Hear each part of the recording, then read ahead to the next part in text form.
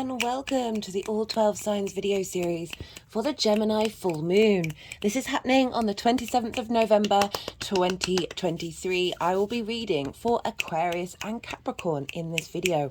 My name's Chloe. I work with card divination, astrology, and I channel energies through my body. It's just one of the ways that I channel. As you can see, my hands are moving around right now. This is independent of my conscious thought, guys. All right, drawing in energies from different dimensions to help us heal, help us clear stuck energy, and open up portals to source to get us in alignment with our soul's frequency. For those of you who know your time of birth, I really recommend checking out the sign that falls in the first house. This is the Ascendant. This is the rising sign where the Ascendant is. It's a very powerful house. And all the signs will be as if they're in the first house. So that will tie in as closely with the astrology. This does not invalidate you looking at any other part of your chart, perhaps your sun, your moon, your Mercury, as this is a Gemini full moon, which is ruled by Mercury. Just look to where they fall in your natal chart. Look to the house that's in, the themes of that house, and apply those themes to the messages that come through, and you'll still find correlations with that. So take what resonates and leave what doesn't. I'm going to leave it at that, leave the introduction nice and short, and I'm going to kickstart with Aquarius.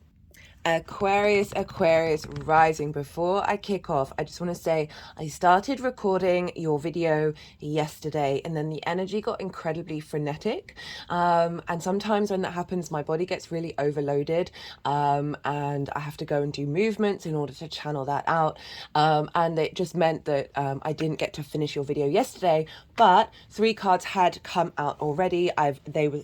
They've been on the altar all day, all of yesterday, and all night, so they've stayed here. Those were the cards that wanted to come out, so I'm honoring that. I'm keeping them out there, and we'll just kick off with the reading. So, regardless, right, let's start at the beginning. Aquarius rising. How are you doing, Aquarius? So, for those of you where Aquarius isn't your rising sign, look to the house that it falls in your natal chart. Look to the themes of that house and apply those themes to the messages that come through. It's as if that Aquarian energy, with all the connotations of your natal chart, themes, celestial bodies, astrological points, have now all moved to the first house. So take what resonates, leave what doesn't. The messages will correlate if you apply those themes. Right, regardless of whether Aquarius is your rising sign or not, this full moon in Gemini is happening in a fellow air sign. So this is a trine aspect. This is a positive aspect. This is ruled by one of the benefics, Jupiter. It's soft, it's easy, it's free flowing energy because you're both yang in nature. You're both the same element, but the modality is different. So a trine wants to bring elevation, wisdom, expansion. So we get that from the baselines being familiar, but then you're figuring out different modalities and you're working with them, right? There's this sense of cohesion, this sense of knowing, and with that wisdom we are that deep inner confidence that we can build with a trine. And this is when opportunities, luck, a sense of generosity and abundance can come through because we're just a little bit more at ease, right? So this is a very positive moon wherever it falls in your chart in relation to the sign of Aquarius. Right, I'm pulling cards for 3 piles. The first pile is the lead up to this full moon. So this is from the Gemini new moon that we had in Gemini season. So the last 6 months, what have you been working on? What's been going on? Where are you at? The second pile is for the energy of the moon itself. I like to see lunations as portals, download portals.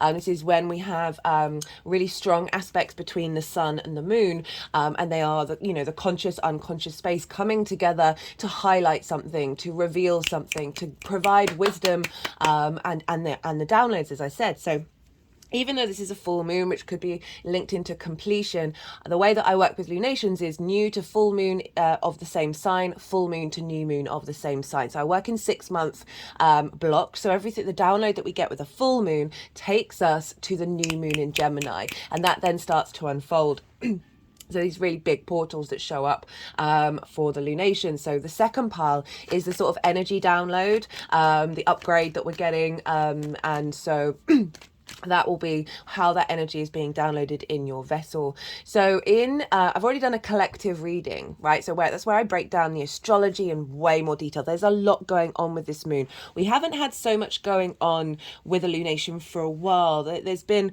usually like 1 or 2 themes with the moon. There's about 3 going on here. I mean, there's a lot going on, and I've broken down that in way more detail in the collective reading. And the reason why I'm mentioning is because that second pile, which is the energy download, is based off of the blueprint of how those energies are, the celestial bodies are talking to each other at the exact time of the full moon. So if you want a deeper understanding of what that's all about, because I won't get time to reference every single thing in each reading, so go check out that collective reading. It is also where I get a bit more esoteric. I talk about the soul's progress and channeled messages from spirit, as well as doing collective tarot. There are some oracle cards here at the moment. There's quite a few underneath my phone where I look at the chart. I'll be doing a separate oracle video after the full moon, so after the all 12 signs series. I really like doing it that way because it then sort of brings everything together, because even though this is about a full moon at a particular time, for me that like it's flexible. If you're watching this after the event, you can still tap into that energy, and as I said, that energy download is then flavoring the next 6 months in that sign for you. The third pile is how all of this energy is going to manifest moving forward. So those are the 3 piles. I've got quite a few cards there. What's going on? Do we want them? I'm going to put them back. There's quite a few. So I'm also going to be pulling 1 card, although it has often been 2 cards during these readings, for Venus conjunct the South Node in the sign of Libra. That's happening either the day after the full moon or 2 days after. It all depends on where you live. And this is quite a pivotal conjunction because Venus rules Libra, so she's ruling the South Node. This is the first time this has happened, with the nodes being in Aries and Libra. If you want to go and understand a bit more detail about that axis, about that eclipse cycle, there is a playlist with the North Node, South Node, Aries, Libra in there, right? So this is where I break it down for all 12 signs, and in each introduction I do an in-depth dive into the North Node in Aries, South Node in Libra, the combination of the two. So if you want a more deeper understanding about what that's all about for you and how that's showing up, I really do recommend it, because I go into it in a lot more detail. But in this video I will be pulling a card for the Venus South Node conjunction. Okay, so right, what's going on with Aquarius rising? Where is this moon happening? This moon is happening in your 5th house. This is the house of joy. This is a very sort of positive house. It's linked into your creation energy. Everything I'm going to say after that is all tied into the principle of your creation energy. So this is fun, amusement, play, creativity, birthing things into the world, be it children or artistic. I say artistic, it can be anything. It's not limited to like art and music, but creativity is your individual interpretation of everything that you've accumulated, right? So anything that you're birthing into the world that comes from you in a creative way. It is also just generally linked into children, working with them, or your inner child, right? And there's romance and short-term dating. So there's a lot going on in the 5th house, but as I said, this is the house of joy. So you've got this lovely full moon, this big, vibrant, playful full moon happening in your 5th house. So this could mean that you're just spending time doing something that you love. It might be that you're going on a date. That could definitely be a thing. Or spending time with children. And so just give me a second.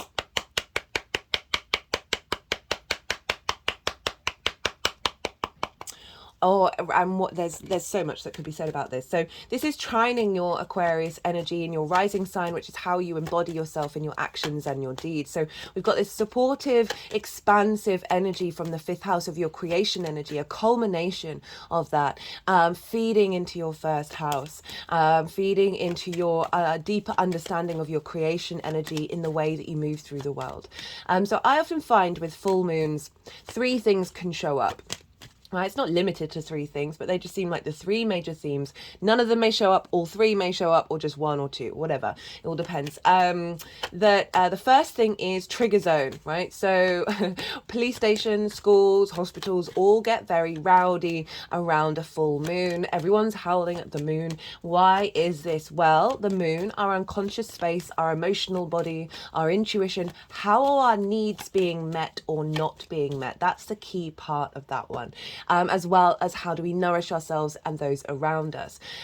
So our unconscious mind, where our needs are not being met, can get really loud because the full light of the sun, the clarity, the vision, the purpose of the sun is shining on the moon. So it's really revealing a lot of things in our unconscious mind where our needs are not being met. And that's often where we get triggered because we've got things that are suppressed within us. So you may get triggered, people around you, situations, the world at large, all of these things may then activate a trigger within you. And I see this as a blessing, even though it's difficult. It's happened to me countless times. And you have to breathe and work through it and realize, oh, what is this trying to tell me? Even if it's difficult, and it usually ends up in just being such a release point a little bit further down the line. This is when the sun and the moon come together and they reveal something that's deep in your unconscious mind that you may have taken a really long time to get to. So this is why I say, like, this is an offering. This is a gift from the sun and the moon, and eternally grateful. Thank you so much. To go, hey, this is something you might want to tend to, because it's a stuck energy within your energetic field, within your deep rooted in your unconscious mind, that you might just want to spend over the next 6 months to the new moon in Gemini, just working through. It doesn't have to be intensive. It may be for some of you. It may not be for that whole 6 months. It may only be until the cross quarter moon in Pisces, right? When things start to get activated, and then you really release it and then purge it out in the lead up to the Gemini new moon that we're working. So it's as I said, it's an offering from the lunations as saying, hey, I think you might need to look at this. This might really help you integrate and then expand and find more space within you that's connected to source rather than connected to the heavy earth trauma energy. Excuse me, I try and not speak when they're clapping, because I do appreciate that it's quite an intense noise. It is what it is. It's one of the ways that I channel. It's a form of light language, but I'm super aware of, like, maybe it's not a good idea to talk while there's really loud clapping going on. So that's the first thing. The second thing is a situation may show up that has the same arc or the same character of a previous situation that may have triggered you, created a limiting belief. A situation may come up, and I find this, it only happens when you're ready for it, that kind of mimics that. Maybe something that you've been working on, a trauma response, a limiting belief that you've been working on, but you haven't put it into practice. So often we do those things in our mental space rather than working through it in the physical body, the emotional body, and all of that. We're getting there with the holistic understanding of how everything works, right? It's not just a singularity, although it is. There's an eco structure here, right? And every part has its place as a part to play. So the universe, the sun and the moon will come along and say, hey, let's provide this situation that mimics a previous situation that would have previously sent you a bit triggered, a bit traumatized. It's only going to do this if you're ready for it, right? I don't believe that the universe tries to reinforce trauma. That's my faith, that's my belief in it. Even if there are difficult situations that come up, it's usually at a time where you're able to deal with it. And sometimes it's dealing with it by just saying, no, I'm not walking into that, and I'm okay with that, right? I don't want to encourage everyone to start walking into trigger zones when they're not ready. But I've definitely, it's in my experience, I've seen it in other people, I've seen it in people that I'm around, that these situations do tend to show up only when you're ready. Happened to me really strongly at the Pisces full moon, and that was that's still something I'm working with, but I know that it helped release a good chunk of layers linked into that trauma, and it's also helped me see that there's still other parts that need to be worked on, but it's not reinforced that trauma, right? It's helped heal. So a situation may show up that you then walk through with your physical body, because it's all about activating this in the 3D realm rather than in the mental sphere. That it's bringing that physical body into a situation where it now feels safe, whereas before it would have felt triggered. So then that helps energetically release some of that trauma, some of that fear in the body. So that's the second one. Even if it can be frustrating, you're like, oh, I've been working on this, why is this showing up? Well, yeah, that's why, in order to help release it. The third one is a celebration, a completion, a recognition, a visibility. You know, the full light of the moon is shining. There's this the highest point of the moon. Our heightened intuition, our completion of maybe your needs are being met at the time of this full moon. Maybe you're nourishing others and they are nourishing you. Lots of these things can show up with full moons. As I said, it can be all three as well. And it can be just like, oh, this is coming from lots of different angles. There's a sweetness and a sourness to it all. Right, okay, so that's kind of things that can show up for a full moon. So with the fifth house, as I was saying, right, okay, so there's your creation energy and activation of creation energy of everything that you've been working on over the last 6 months, a real more confidence in it, and a real strength of faith in who you are and how you exhibit it. This can also be completing, that's too many, completion of justice. We'll see if justice wants to come out.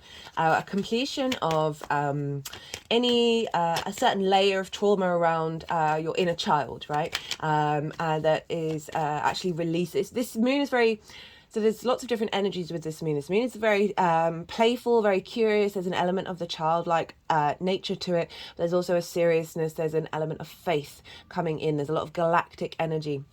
And so with that full moon in Gemini in the fifth house, this can be a clearing out that completion level in certain areas of your inner child, but then it's also opening up downloads of playfulness, of curiosity, of exploration, of you coming to an end of a particular cycle with that creation energy and opening up new portals to go into a deeper exploration of what brings you joy, what really gives you a spring in your step. That's definitely the fifth house vibe. As I said, this could be you going on a date. It could be you just going out and having fun with friends. That could be very much a thing because we have the sun in Sagittarius over in your 11th house of hopes and dreams, friends, groups and alliances, right? And often where the sun is will reveal something that you've worked through, or where the moon is. So this could be they keep just giving me about five cards here each time. Just going to pause because I do appreciate the clapping isn't particularly appropriate all the time. Sorry about that, Aquarius. I knew that the clapping that was going to come was going to be so loud, and it really was. It was actually kind of painful. So that happened. And I know a lot of you are perhaps watching this with your headphones in, and that can be really upsetting. So I just there's often lots of clapping going on, but that time I was like, oh wow, this is going to like fill the whole room. It was like a real sharp, hard clap. So I'm quite glad I paused with that one. So where was I was talking about the sun, right? Sometimes the sun can bring up clues about what's being released around a full moon. And so we've got this in hopes and dreams, friends, groups and alliances, and reaping the benefits from your 10th house. So this can be about any a release of any situations around how you interact and find joy in friends, groups and alliances. So that can be both hanging out with friends who bring you joy, as well as a realization of letting go of a certain aspect of perhaps inner monologue around how you interpret yourself in groups and alliances. And how this also, because we're dealing with hopes and dreams as well, an understanding of a completion of a hope and dream that is based off your joy, your space of joy. There's just a lot going on with these two houses. The 11th house is the house of good spirits. So these are very positive houses. The 11th house is making a sextile to your Aquarius energy. These are both, that's ruled by Venus, so another benefic. So it's just overall quite a fun moon. But let's get a little bit esoteric, right? Let's dive into some of the astrology. So the Gemini moon is ruled by Mercury, and Mercury happens to be in Sagittarius. It's very close to the galactic center. The galactic center is the center of the Milky Way. This is a download points from a very sort of high octane energy from the universe, from source energy, to Mercury in the sign of Sagittarius, which it can struggle a little bit because Mercury is about details, and Jupiterian energy tends to be this knowing, this faith energy. And so there can be sort of struggles with words, struggles with putting things into a very linear detail. There's just an essence of, with Mercury being in Sagittarius, of even if you're not necessarily articulating yourself in the way that is fully transparent, as in like people still understand. They have a sense of knowing about what it is that you're trying to communicate. And so with Mercury conjunct, very closely conjunct the galactic center, this felt like downloads, master plan activation codes coming through, that as coming from a place in the universe that is closer to the origin of the universe, so closer to source energy. And Mercury is making some really exact aspects. So Mercury's at 24 degrees, is making a sextile to 24 degrees of the south node, a trine to 24 degrees of the north node. So it's in these plans that are coming down, that we're receiving the information of, that's then feeding into this moon of this completion energy of a certain level, and then activating a new one, breaking out of limitations. And is in alignment, is in really harmonious, positive alignment with Libra and Aries, with the north and south node of where we're headed and what we're transmuting and bringing more depth into. You know, this is tied into sort of collective and past life energy and expansion of self, right? In fellow fire and air sign. So there's a lot of fire and air going on, Aquarius, and as a air sign, and this is all going to be sort of a nature that is very familiar to you. Mercury is also exactly squaring Neptune. Neptune's over in Pisces, and so this square, so for those of you who saw the Scorpio new moon series, you'll know that we had a trine to that moon with Neptune, and now we're moving on to a square. So we've gone from a trine, this sort of inspiration, inspiration, wisdom orientated energy, to a square, which is more manifestation energy. So Mercury and Neptune is this, and they're both in Jupiterian signs. Of having faith, of new visions coming in. And you have Pisces in your second house of how do you value yourself, your resources, your skills. And I really like how that energy is feeding into Mercury with planning your hopes and dreams that are then feeding into the moon. It's getting it more in alignment with your creation energy. And that Libra energy with the south node is how you see yourself in the world, up in the 9th house. And then the Aries energy is how you communicate. So it's really bringing all of these playful energies together, that is asking you to just... there's an element of pushing boundaries, of pushing limitations of how you see yourself.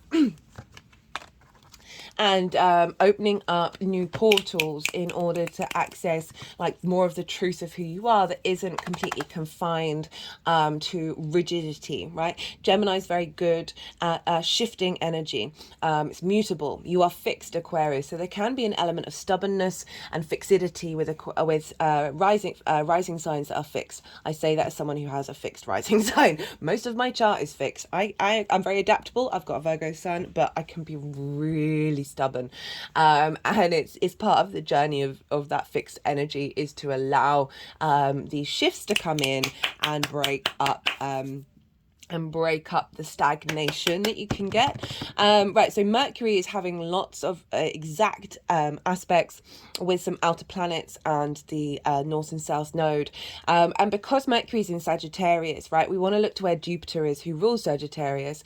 And Jupiter's over in Taurus. which is in your fourth house of your home, your roots and your foundations. So that is influencing what Mercury is saying to this moon about your creation energy. It wants to get it in alignment with your expansion of your roots and your foundations. And Taurus is ruled by Libra, Venus, and Venus is over in Libra. The Venus is technically having dominion over the whole chart, right? So wherever the ruler is of a sign impacts the signs that it rules, and therefore whoever rules that sign impacts that ruler. So by chain of command, the whole chart at the time of this full moon is going back to Venus, and that's in Libra, which is, as I said, is the house of the gods. This is how you perceive things, how you question things, your morals, your ethics, your philosophies, connection to religion, source energy, nature, science, whatever it is. And you have the south node moving through there. So this is a reevaluation, a clearing, a cleansing, and a deepening of how you see yourself in the world. So Venus is also making an aspect to Mercury by sextile. So she's harmonizing your hopes and your dreams in relation to the love and the flow and the charm that you bring in who you are in this world, all feeding back into that moon, that fifth house moon of creation energy, right? What are you birthing at this time? What is being completed at this time? For some of you, it might be like if you've been planning on traveling for a longish period of time, that might really show up here. Because Venus is sort of like the top energy, this also can be about having an idea, like maybe completing something around mastering. Because she's in the ninth house, which is about learning and teaching, mastering a new dynamic around creation energy as well. Like the sun and the moon are also making very strong aspects to Saturn in Pisces. So Pisces is actually playing a strong role here because it's squaring a lot of this energy and it's bringing things into manifestation. So it's sort of drawing it back down to how you value yourself. Right, so much of the fifth house, there can be trauma, inner child stuff, relationship dynamics. Perhaps, maybe you painted as a kid and someone told you it was terrible and then you never picked up a paintbrush again. We're definitely dealing with like clearing out a lot of those blockages that may have hindered your expression of your own creativity. Right, so they've put the deck down, which means all the cards that want to come out so far have come out. And we've just had the Yang Day action side of the reading, the go, the stimulation, the extrovert, all the action. Now we're going to have a little bit of yin night rest of the reading. So I'm going to go quiet. I'm going to soften my mind and let the energies move. They'll do some energy work. They'll move the cards around and they'll put them into the 3 piles. And then I'll come back round and I'll bring in the tarot. I call you to soften your mind as well. You've just had loads of information. Let it all settle. Let it all digest in your unconscious mind, and then see what intuitive hits come out the other side.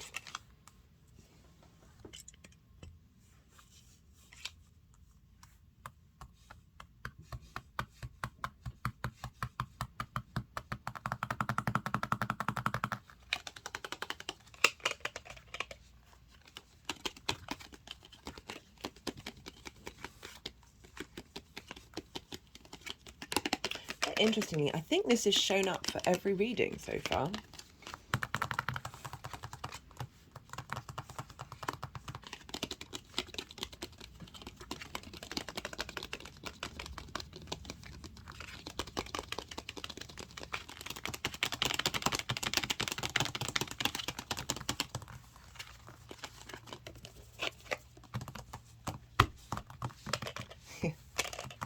I'm just, they haven't done this before in this way. I feel very frenetic in my arms. I know I said I'd be quiet, but I feel very frenetic in my arms.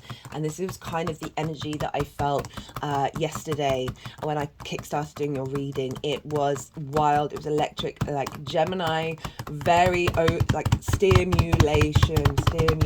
And it in the 5th house could be a little bit too much, like here, there, and everywhere. And it's about finding balance and finding rest. But I definitely have a lot of I don't really know what's going on in my arms, to be honest. It all just seems very frenetic, very mad. Not in a bad way. It doesn't feel bad. It's just a lot of energy.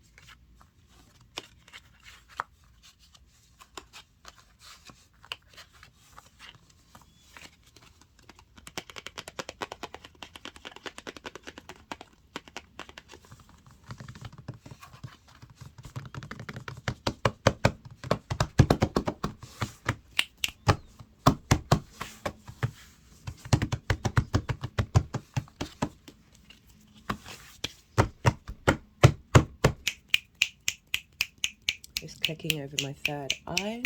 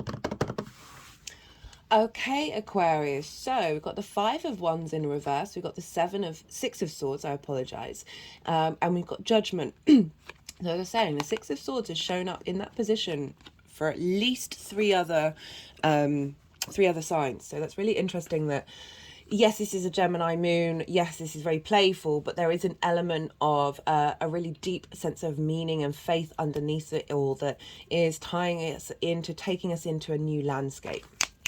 Right, the Gemini new moon collective reading that I did was one of my favorites. I keep meaning to put it in the description box. I actually talked very little about astrology. It was more about how the mind works, and how to then access magic. So we've got the Five of Wands in reverse. This is kind of chaos energy. This is sort of conflicting energy. There's a lot going on, lots of different ideas, lots of different passions, and there's movement, but there's no momentum. Like it just, I mean, I can kind of understand how this could be the Gemini fifth house energy, because Gemini duality, mutable. It's the fastest moving sign in the zodiac. That is just a desire to engage with all things, right? And sometimes that means that you're not bringing an element of quality time to one aspect or another, which is actually potentially limiting you in expression of self, right? So as I said, quite chaotic energy, quite playful. It's come in reverse, which it feels like there's a sort of, you've been working on trying to slow this down a little bit. It's not about not being a fully Gemini in that energy, and exploring all the things. That's a wonderful skill. I love Gemini energy. Most of the people that I've hung out with over the last month have strong Gemini placements. I really enjoy that energy, but I also see some of the freneticism that it actually causes burnout, right? Rather than that playful curiosity energy, it can actually then have a knock-on effect if you don't keep that grounded. But this seems like with these two cards that this is something that you've been working on. Perhaps there's been some conflicting creative aspects within you, or aspects around your inner child where it's felt like a fight. Like getting access to that joy, to that creation energy has felt like a bit of a battle, because you're having to navigate a lot of unconscious aspects of self that are formed not only in our early years, but also from ancestors and past life energy. But it's in reverse, and it's with the Six of Swords, which is saying, okay, you've made a shift. There's this dynamic is no longer having such a hold over you. And with the Six of Swords, this is very protected energy, and you've got it with the Judgment card as well, which is quite phenomenal.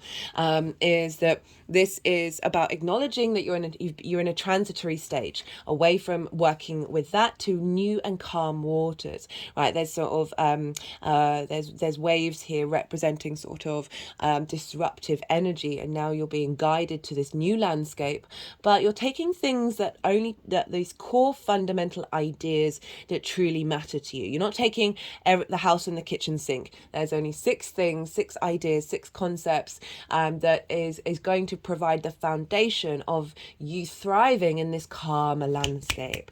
And it's come with the Judgment card. Now, the Judgment card is kind of about ascension, and that is one of the words that kind of felt like it was coming through with this full moon.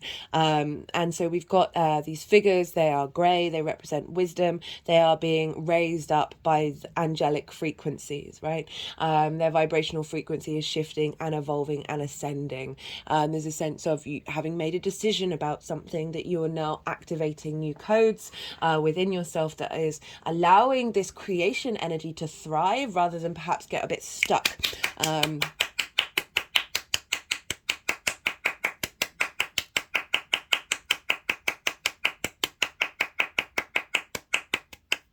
And then we have, for the download of the moon itself, well, this is quite a spectacular section of cards. We've got the Wheel of Fortune and we've got the Sun.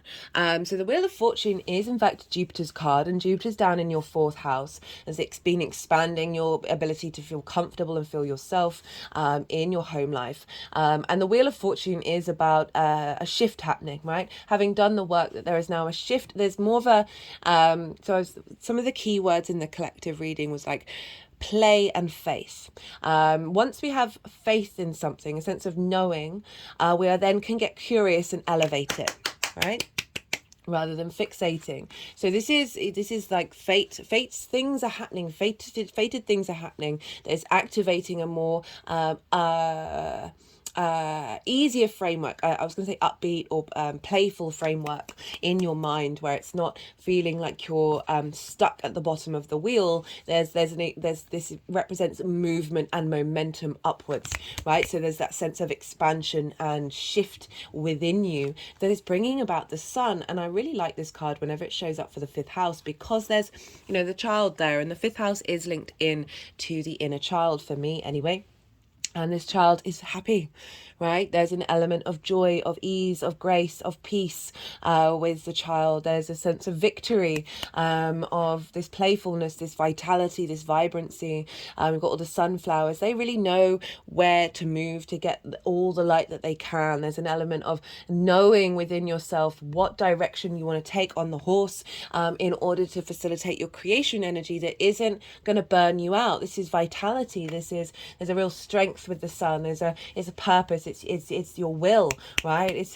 But it's flipping it. It's allowing that inner child to have more ease and more peace within it, and then it doesn't necessarily need the constant stimulation, right? We all suffer from it. We're all addicts in terms of our phones. That's a very sort of frenetic energy where we need the next. Whereas this feels, even if there may be freneticism, it doesn't feel like it's necessarily causing this sort of chaos energy or not having momentum, right? You see these figures, there's movement, but they're not getting anywhere. This child is about to just go galloping off into the sunset, right?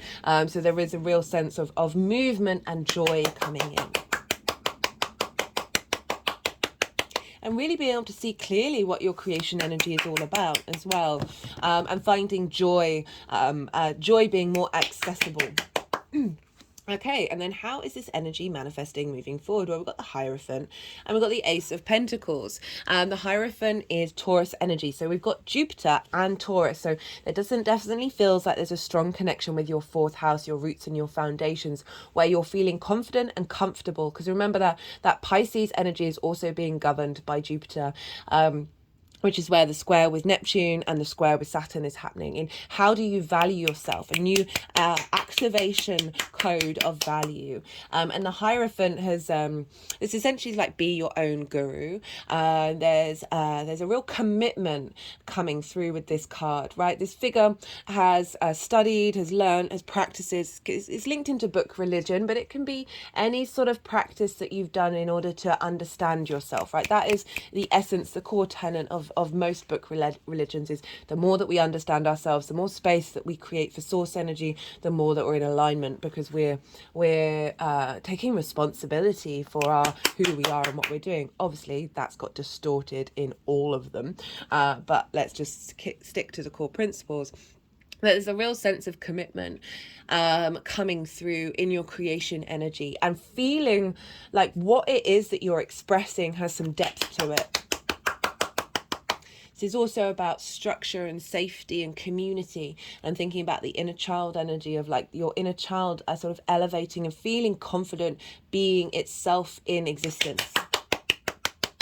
And then that therefore brings about a deepening of wisdom. And this is a blessing, right? This figure is doing the blessing and acknowledging the link between source and this 3D realm and uniting it here. So it could be that you're channeling some real high-end source energy coming in. That is, there's keys here. So you may be channeling in your creative pursuits, whether that's however that shows up to you, that it feels like you're getting keys, that with what it is that you do, you are unlocking things within yourself, and also with other people, because this is about sharing with other people. And this can just be you out with your friends having a good time, but your vibrational frequency is one of bringing this out, right, of everything that I just said, that sort of vibrational frequency of the Hierophant, which is asking to care and tend from a very magical place. And we've got it with the Ace of Pentacles.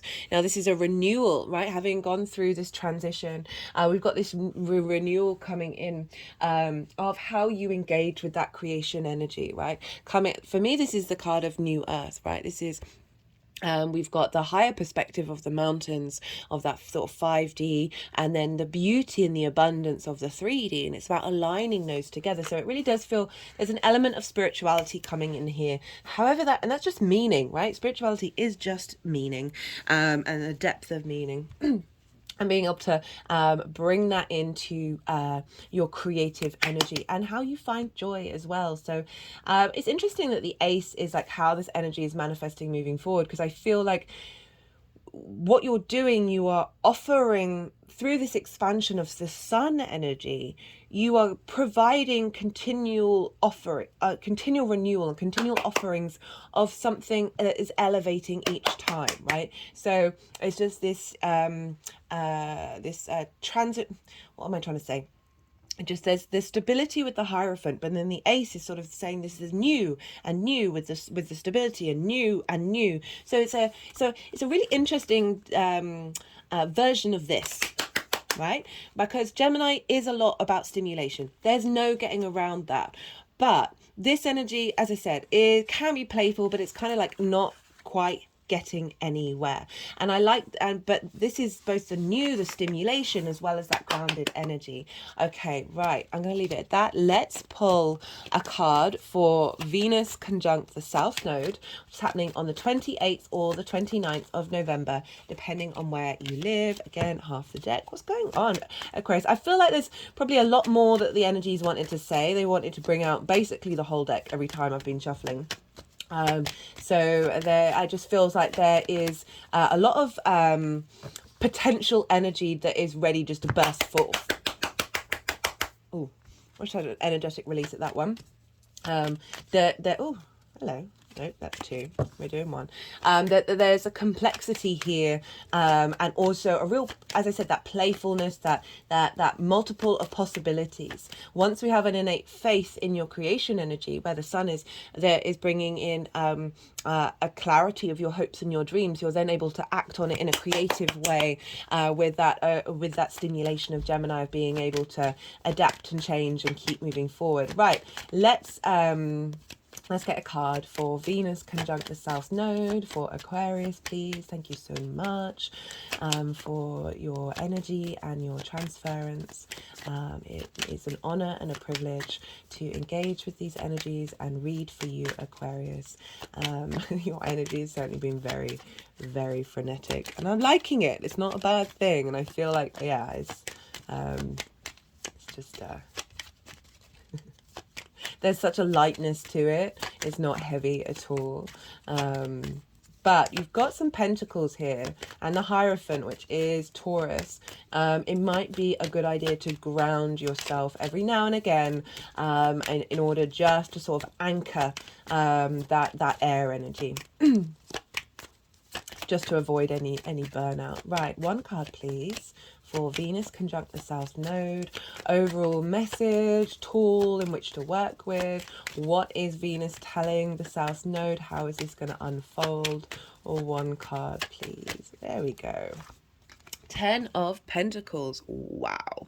Okay, so this is in your ninth house of perspectives, right? So morals, ethics, philosophies. Who am I? Why does the universe exist? All of those questions. What kind of social structure do I see being the best thing for society?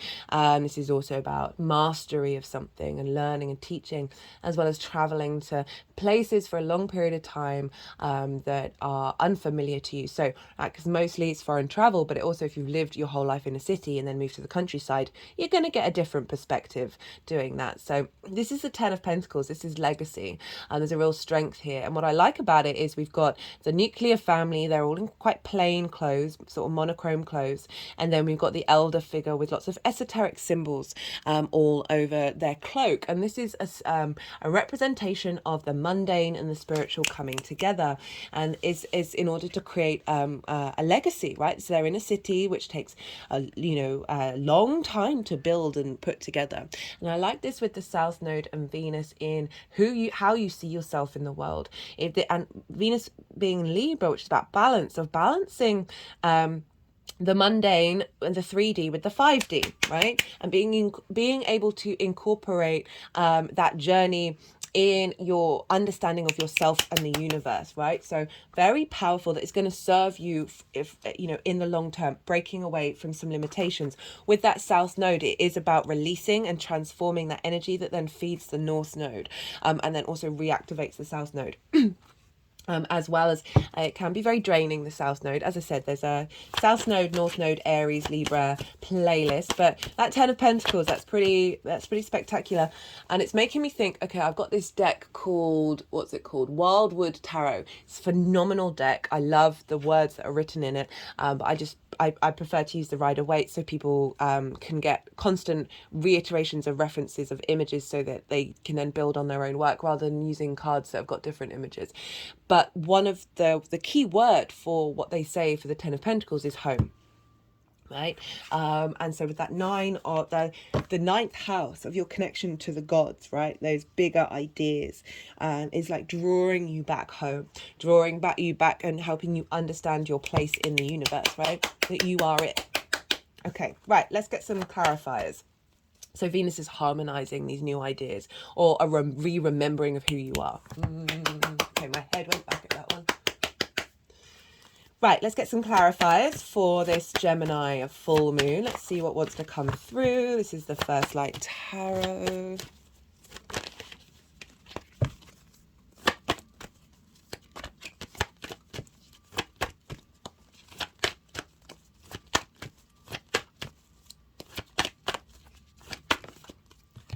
Got positive surroundings. I love that.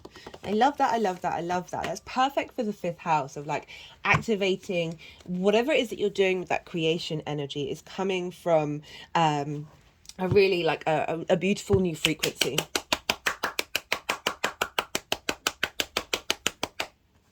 Right, let's get one more clarifier. This is the First Light Tarot. No, this is the numerology deck. I do apologize. Let's see, one card please for Aquarius.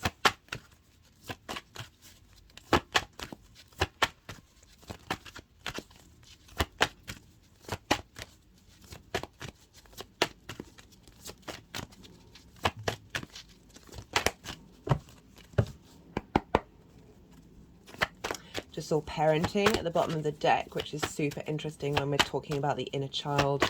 And basically, like, one of the things that I certainly practice is, how would I, it's basically you are the parent to yourself, and how best would you wish to, okay, the words aren't coming out, so obviously that wasn't meant to come out. Okay. It's funny when that happens, where you're like, oh, I think I've got an idea, and then it's like, no, the energies have just tightened up my throat completely. Okay, we've got two. We've got music. Okay, back to vibration again. Whenever this card comes up, it makes me think about how the vast complex tapestry of your soul's frequency has its own melody. and how that melody has been blocked. There's been limitations around it, and that is getting activated via the sun. And we've also got leadership, which is wanting to go with the 10 of Pentacles. So it's bringing that back into that South Node, Venus aspect of like really knowing who you are in the universe. Well, that's yeah, that's really sort of reconfirmed everything that's already come out. Right, Aquarius, I'm going to leave it at that. This has been quite a long reading. Be good to yourself, Aquarius. Be good to those around you. And most importantly, be well until we meet again. Capricorn rising. How you doing, Capricorn? For those of you tapping into the Capricorn energy and it doesn't fall in your first house, look to the house that it does fall in. Look to the themes of that house and apply those themes to the messages that come through. It's as if that Capricorn energy, with all the connotations of your natal chart, celestial bodies, astrological points, and the themes of the house have now all moved to the first house. Now, regardless of whether Capricorn is your rising sign or not, this Gemini full moon is in conjunct your Capricorn energy. Right, in conjunct, this can be a little bit of a difficult aspect. I love the in conjunct. It does involve a little bit more hard work. Because you're dealing with 6 different energies working together. So Capricorn, you are cardinal, you are earth, you are yin, night in nature.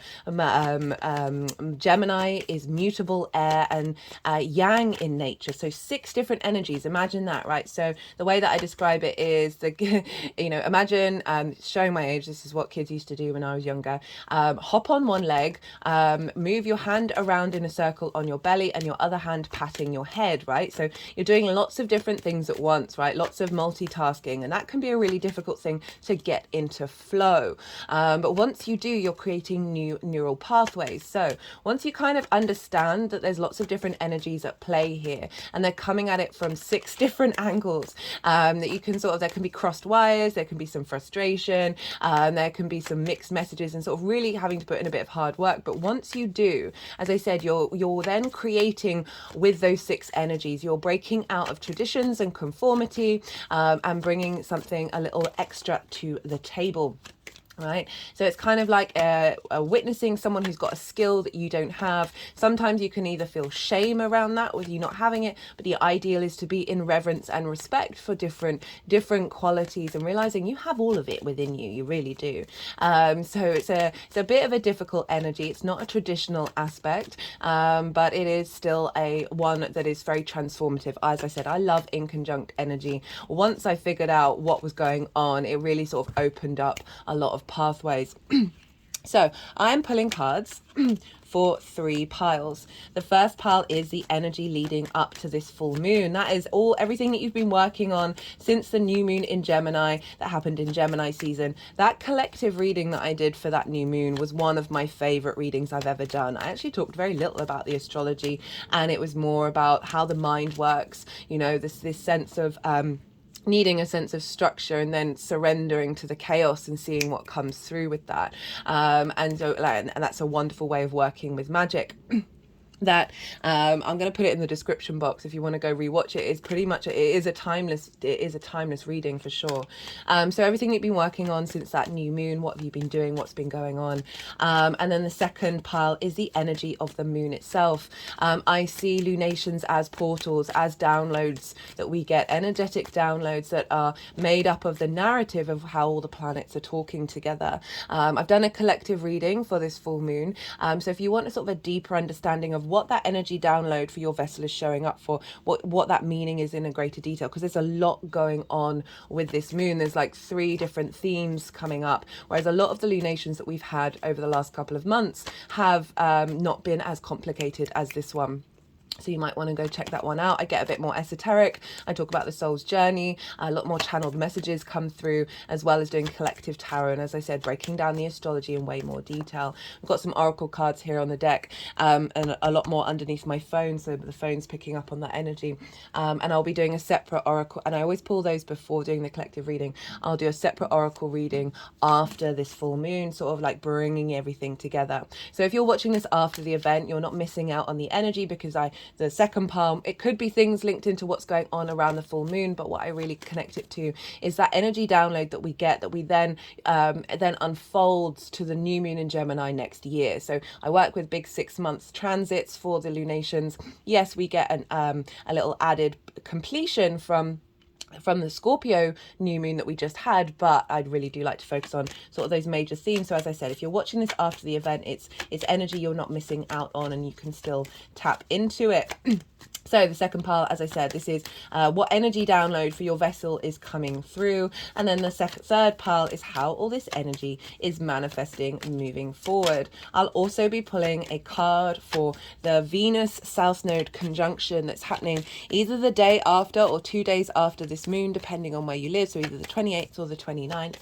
And this is a really significant transit because Venus rules Libra and is therefore ruling the South Node. So her conjunction with the South Node is pretty pivotal for this eclipse cycle that we're in. I've also done a Aries, Libra, North Node, South Node transit series. It's in its own playlist. It's really accessible. So if you want to go check that out, sort of a deeper understanding of what the North Node, so in each introduction, I sort of do major themes: North Node in Aries, South Node in Libra, the combination of the two, the conjunction with Chiron that will be happening next year with the North Node.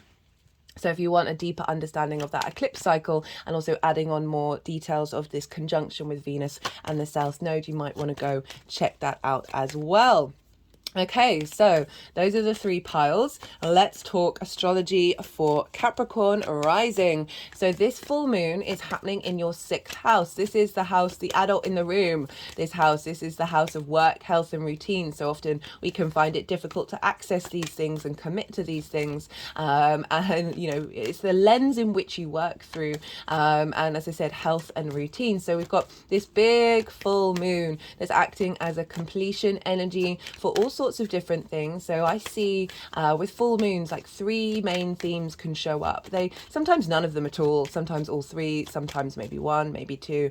It all depends. I've seen that show up in various different ways. But the sort of the first main theme is trigger time. And so often police stations, hospitals, schools get quite rowdy around a full moon, as does the collective.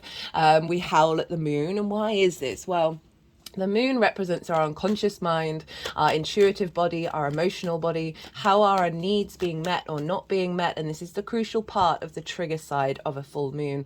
And also, how do we nourish ourselves and how do we nourish others? So the full light of the sun is on the moon. Our vision, our clarity, our purpose, our animation, this sense of will, this sense of power that the sun has. And there's also this clarity that it brings to our unconscious space, right? The moon is at its peak, is at its fullest. Our unconscious mind is very rampant at this time.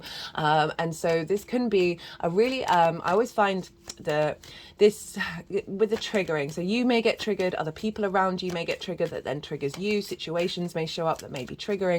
And even though this may be difficult, I see this as an offering from the sun and the moon, right?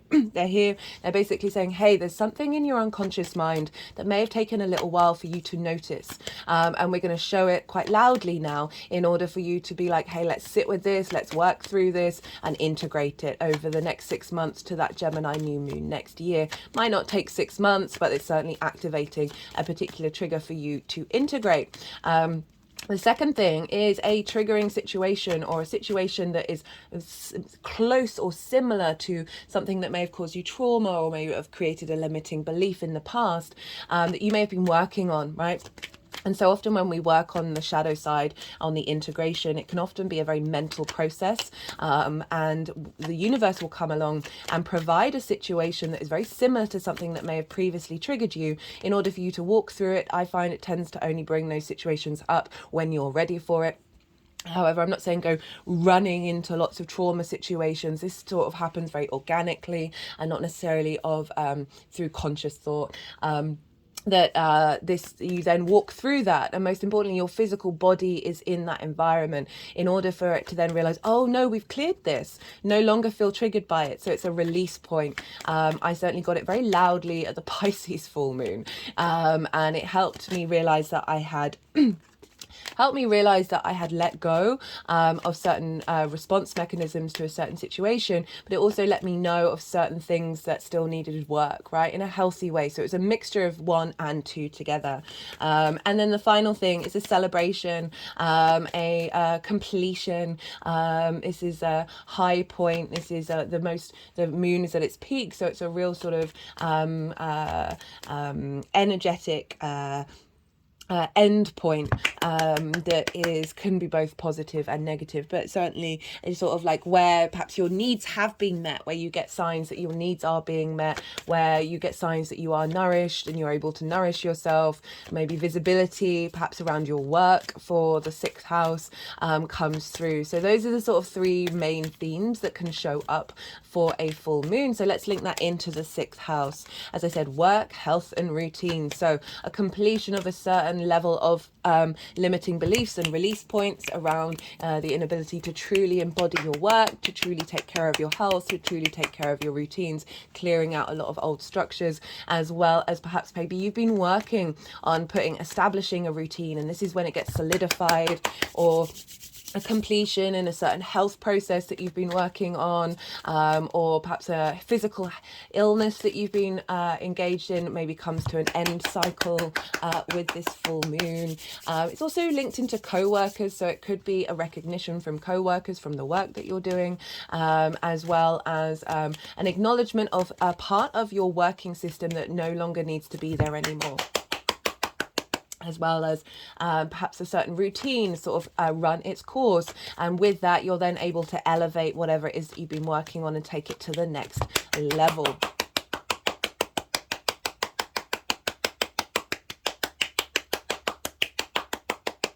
The energy's been quite frenetic today.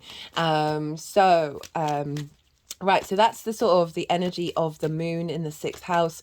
And we want to look to where the sun is, because so often with full moons, the sun with that clarity is highlighting something that you've moved past, or highlighting something that you need to look at, or highlighting this completion of this combination of wherever the sun and the moon are. So the sun for you is in your 12th house, your hidden house, your house of mysteries.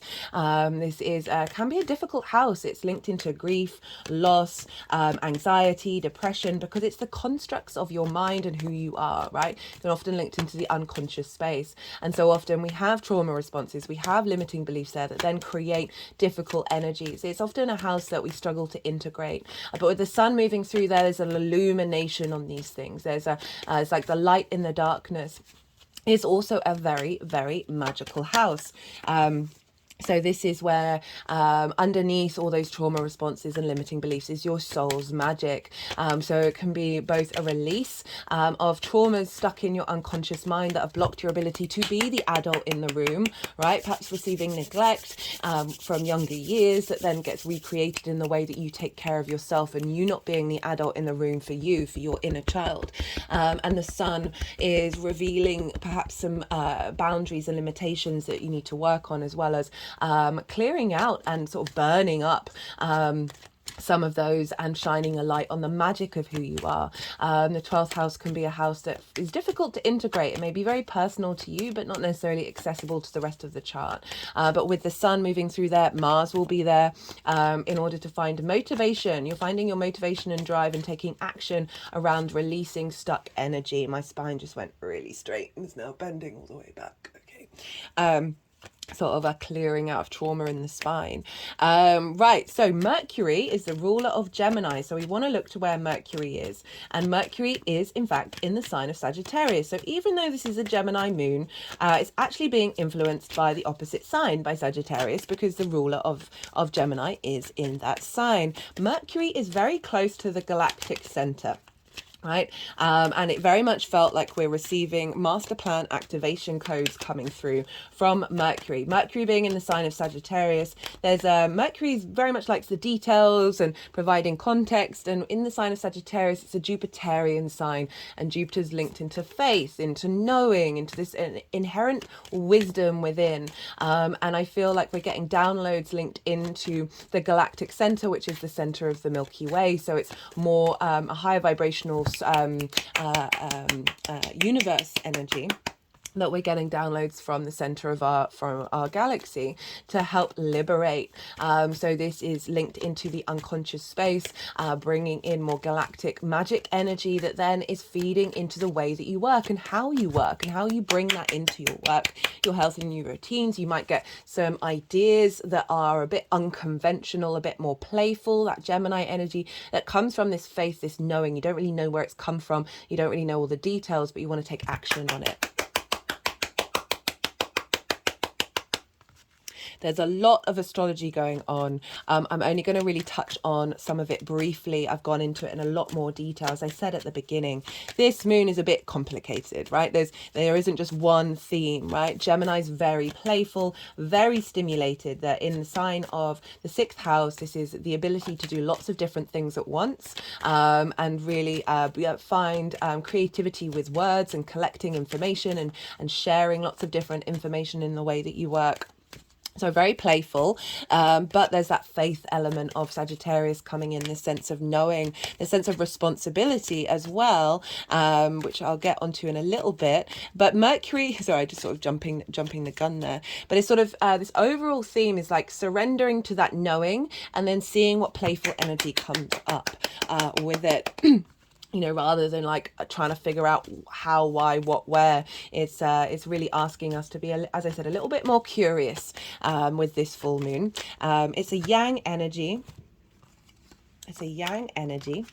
So it's very sort of extrovert. It's about wanting to take action and instigate something new. Mercury is exactly square Neptune over in the sign of Pisces, which is in your 3rd house of your communication, your day-to-day, the house of the goddess, bringing meaning into your day-to-day, your local community. It's also linked into learning something new and schools. If you're regulars and you watch the Scorpio new moon series, the Neptune was trying that moon. So it was bringing very much a new vision, a new reality, instigating wisdom and an understanding of this new reality. And now Mercury's making this square that's influencing this full moon, this completion of bringing something into manifestation. So that's what like the downloads coming in are, even though it's a completion energy, as I said, we then unfold it moving forwards from this new reality and the way that you communicate, perhaps bringing in, they're both in Jupiterian signs. So there is this sense of expansion happening here and this deeper wisdom coming up in your ability to bring in a new way of communicating that's in alignment with this activation from the galactic center. Mercury is also making exact aspects with the South and North node because they're all at 24 degrees of their respective signs. So this is really tying in with the eclipse cycle. And with the very powerful energy of the nodes that are more long-term cycles that are showing up here, and that's in your 4th and your 10th house of finding inspiration from your roots and your foundations, that is providing creative energy of a refinement of your career, right? So Mercury is making some really, really strong aspects.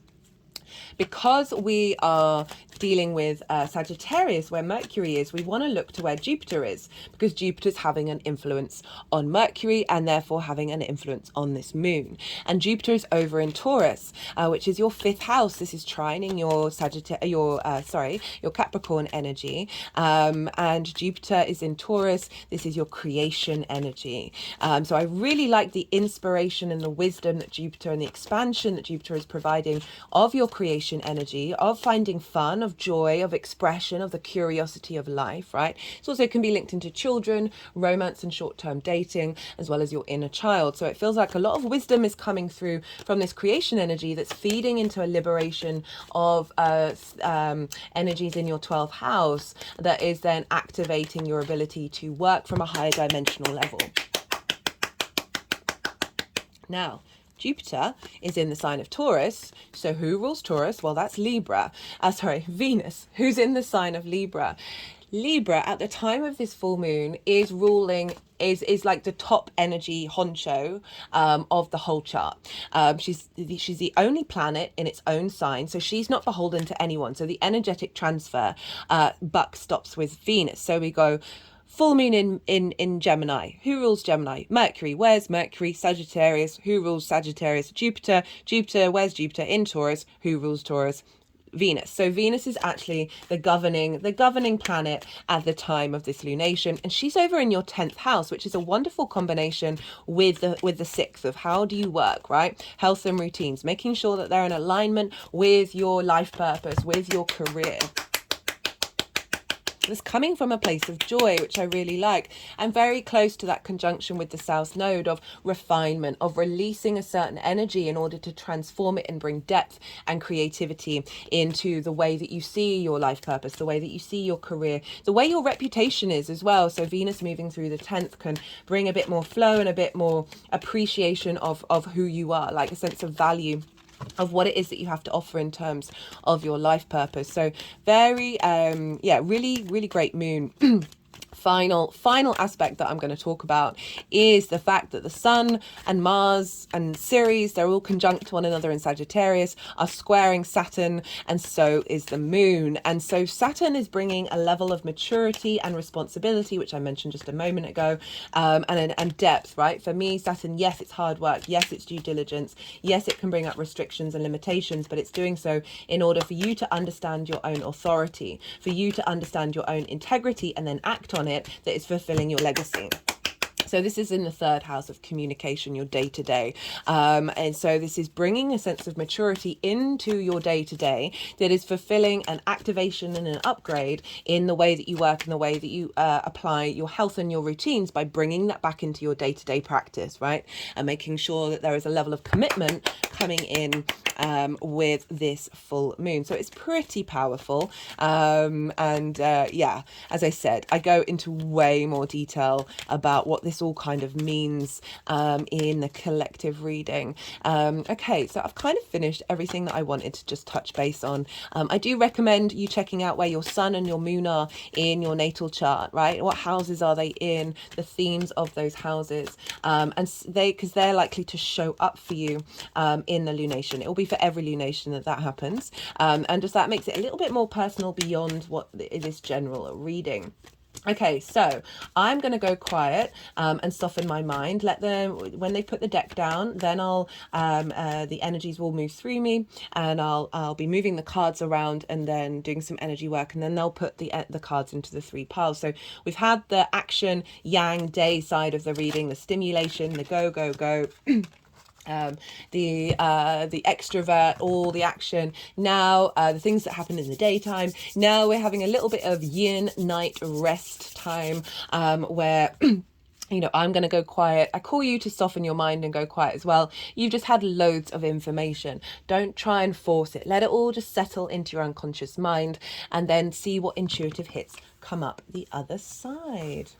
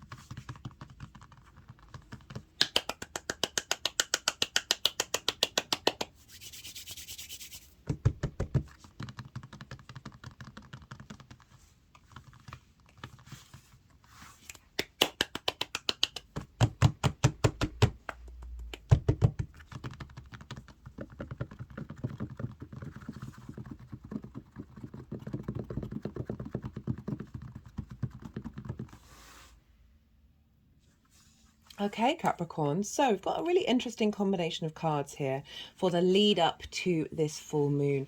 We've got the Four of Wands like this. We've got the Five of Cups upright, and we've got the Seven of Pentacles upright with the High Priestess. Okay, so this feels like there's been a blockage around being able to celebrate.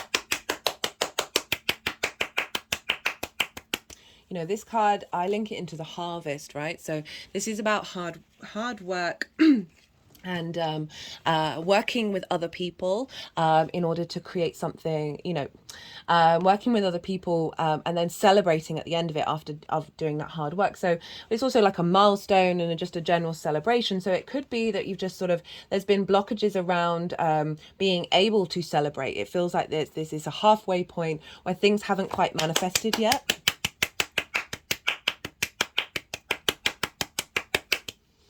And we've got it with the Five of Cups, which is sort of really highlighting that this blockage is bringing about this sense of grief, right? However that looks like.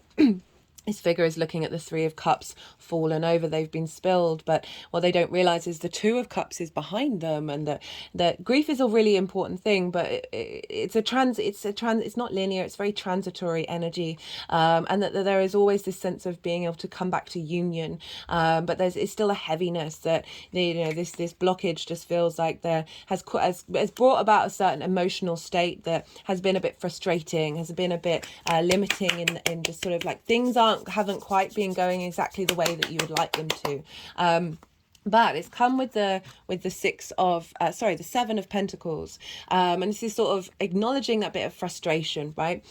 So this is about instigating and planting seeds, right? Think about at the beginning of the harvest, right? This is the end of the harvest. This is the beginning of where those seeds have been planted, and you're watching things grow, and you like there's an element of frustration of things. The momentum hasn't quite got up yet, but it has required like putting a little bit of effort, tending to that space. So even though it's a difficult energy, you've been tending to it, you haven't given up, you keep going, you realize that this is a beginning part of whatever journey you're on right now with what work projects you may have had. It may be a sort of a blockage around being able to establish a routine, but it just generally feels like there's something that's been blocking you from being able to fully bring things into fruition. But being crowned by the High Priestess, and very interesting, you've got the Magician and the High Priestess in this reading, and the High Priestess is saying, despite all of this frustration, there's a sense of knowing that you are still drawing towards you the things that are going to bring the joy and the celebration, that aren't going to be the grief energy, right? The High Priestess is very intuitive. This is the Moon's card as well, that there is that sense of, yes, things aren't looking like you would like them to, but there's an inherent part within you that is as I said, that so she's for me, she's like the higher self manifest, right? The higher self is constantly drawing towards us situations for our souls unfolding. And with the High Priestess, it really is saying that you've been sitting in this energy. You've not let it swamp you, even though it may be a bit difficult and a bit frustrating, because there's an inherent sense of knowing deep within that it is going to transform. Like, despite the blockages, despite the roadblocks. Okay, so we have for the energy of the moon itself, we've got a real shift of energy. We've gone into action mode, and we've got the King of Wands and the Magician. So really powerful. I love that the Magician's showing up. This is Mercury's card, and Mercury does rule this moon. But the King of Wands, right? So kings take affirmative action. Do I mean that? They take action. I don't think I mean affirmative action. It's just making me think of America. And I don't think I know what that word properly means and if it can be used in other contexts, right? Kings take action based off of the work of the Queen, right? The Queen brings nourishment, observation, strategy, depth, awareness, right, to a situation that the King is then, with all of that knowledge, with all of that depth, is able to make very firm decisions that are taking you on the right path. This is fire energy. This is very confident, very independent, very creative energy, very passionate. It's also very entrepreneurial. So the sense of however it is that you work, whether you work in a company or you're a soul or you're a self-employed, the King of Wands is saying that there's a real strength of energy coming in. There's a download coming in that is activating that to be even stronger within you, and you just having the confidence to be able to take the actions that you're. So with fire energy, I find it's very instinctive, right? The way intuition shows up for fire energy is what are you instinctively drawn to do. It's not necessarily an emotional feeling, it's just whatever that sort of compulsion energy is. That with the King and the Magician is saying that you're really going to be in control, you're going to have your own authority in how you bring about change, right? The Magician is knowing you have all the resources that you need in order to facilitate manifestation. Like the High Priestess is being knowing that things are drawn towards you, and this Moon, which is very yang energy, this is very yang energy, is activating the ability to then act upon this journey that you've been doing since the new moon. And as I said, Venus is like pulling all this energy to your 10th house of your life purpose. It feels like there's some more clarity around that and the ability to take action to activate that in the way that you work. And that can also be in the way that you get a nice strong routine in that's taking care of your health, in order for you to have that strength of sovereignty within yourself. How this energy is manifesting moving forward. This is such an interesting combination of cards, and I love it for the 6th house, right? So we've got collaboration and mastery. This is the 3 of Pentacles. This figure knows the skills that it has and acts on them. It's not necessarily about being bothered about what other people think, but having that deep confidence of working with your own integrity. We've got that square to Saturn activating things as well. And then drawing towards you frequencies that have other skills that are then facilitating creating something beautiful and long lasting. With the 6th house, it could also be work, health, and routines all coming into union to help facilitate your vessel, right? Coming from a mature place, but also generally with work, collaborating with co-workers could definitely be a thing, rather than feeling a little bit like that's been blocked and there hasn't been that sort of support network there. And just generally just feeling a little bit more confident and being able to make this manifest, right? This is Pentacles, this is the 3D realm. This can be linked into work, can be linked into money, as I said, building something that's lasting and beautiful to your vessel. We've got the Hermit card as well, which is fab. This is about wisdom, right? The grey colour represents wisdom. This is about you being very independent, right? This is all very independent energy. Even though this is collaboration, there's a sense of knowing your own individual worth. The Hermit card, standing on top of a mountain, this higher perspective with the star in its lantern, that's which guides it, the hopes and the dreams, the uniqueness of that star energy. She is unclothed. There's a sense of deep healing that is producing the wisdom that's coming through, that is then activating your ability to, got another King, to take action on the clarity of mind that's coming up, right? The King of Swords is very much linked into sort of universal truth, or the truth as your clarity of your inner truth and being able to take that action. Very determined, very certain. There's a movement away from just being in a very yin space, and a sense of there can be some frustration there of things not necessarily getting going, to finding the clarity and the authority and the maturity to know what's going on around you and how you impact that, right? And not feeling bogged down and not feeling heavy with that grief card. So in terms of like the 6th house and then the 12th house of like bringing together the wisdom from your 12th, that then gives you a clearer sense of clarity, right? I feel like the King of Swords isn't necessarily held back by trauma and limiting beliefs. They're just sort of tapping around my hairline, around the skull, and around the head, to the 3rd eye, to the crown chakra. like a real the King of Swords for me often reminds me of galactic energy, right? Galactic energy can be that higher perspective, but there's love there, but there's a coolness, right?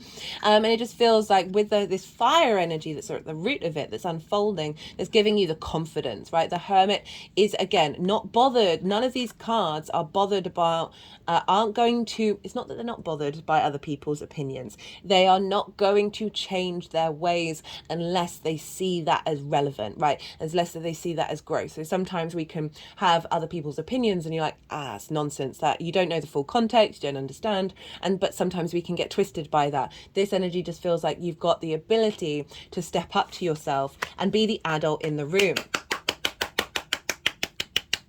And what I like about that Hermit card is really bringing in a deeper sense of wisdom into the way that you work, right? From your very unique self with that star energy. Yeah, there's such a clarity coming up here. I love the High Priestess combined with the Magician, bringing in that yin and that yang, and then the Magician with the King of Swords, of sort of like that manifestation energy and the clarity around you being able to understand what that means to you, and not necessarily second guessing it, and not being in a stuck energy or being frustrated. There is a clear line of sight that's showing up that I really, really appreciate. Okay, let's get a card for Venus conjunct the South Node for Capricorn. Overall message of that conjunction, or what's going to be transforming with that conjunction, maybe a tool and a little bit of help to understand how to facilitate that energy. Let's see what wants to come through. And we've got the Queen of Swords, so very Libra energy. We've got the King and the Queen of Swords. So Venus conjunct the South Node in your 10th house. The Queen of Swords, as you know, I was saying earlier about what queens, they nourish, they tend, they bring depth, they bring observation to something in order to get real clarity, and then for the king to activate it. If you notice, so on the sword court cards, they've got birds. What I love is the bird on the queen card is on her crown chakra, right? She is nourishing her truth, and nourishing the ability to speak your truth, to be clear with who you are and what it is that you want, right? This is a nourishing of your life purpose. And she's been through some stuff, but her head is above the clouds, right? It's an acknowledgement of the human condition, and not everything is an easy path, but come out the other side of it and open to change, open to new growth, open to facilitating new possibilities.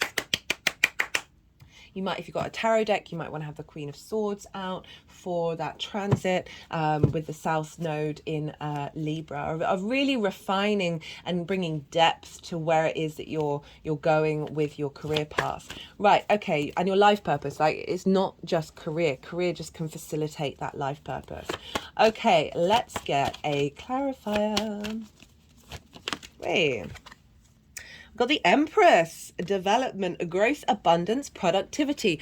What a perfect card for this predominantly 6th house moon, but is being influenced by the 12th and then the 10th. Okay, so this is a development of your internal unconscious space that is providing growth, abundance, and productivity, rather than perhaps the scatteredness of the Gemini energy. That again, that fertile energy of Venus being, this is Venus in the 10th, that is letting bring in more abundance into the way that you work, right? And that was obviously going to facilitate the growth of your life purpose, right? Let's get one more clarifier from the numerology deck for Capricorn. We've got self-discipline, but I'm going to pull another one. Yes, self-discipline is a very important thing with the 6th house, and I like that that's showing up because it's saying that's saying that this is instigating, with that square to Saturn, a new dynamic of integrity and commitment. Right, we've also got individuality. I was talking about how these cards, they're all like very individual energy there. Yes, one of them's about collaboration, but it's not denying the individual itself. So I really like that you're getting some downloads that are very personal to you, that are helping you be able to express your individual nature in the way that you work, and not necessarily say you've got negative opinions from co-workers, or you're it's not being received in the way that you'd like. But when you're walking with your own integrity with that Saturn square, and you have the confidence to keep doing that, and not sort of bend when you're like, but that makes no sense, why would it, and it's actually it's counterproductive to a certain thing. This is really having the confidence to be like, I'm in my space. I'm not attacking you. I'm not attacking any situation, but I'm going to keep doing this because you haven't shown me that a better way, right? If you do show me a better way, obviously I'll do that. But it's really giving you the strength of authority, right? 2 kings and a queen, high priestess, magician, hermit, very sort of like confident energy within self. And I love this with the 12th house and the 6th house. Okay, Capricorn, I'm going to leave it at that. That was a fun reading. I hope you enjoyed it. Be good to yourself, Capricorn. Be good to those around you. And most importantly, be well until we meet again.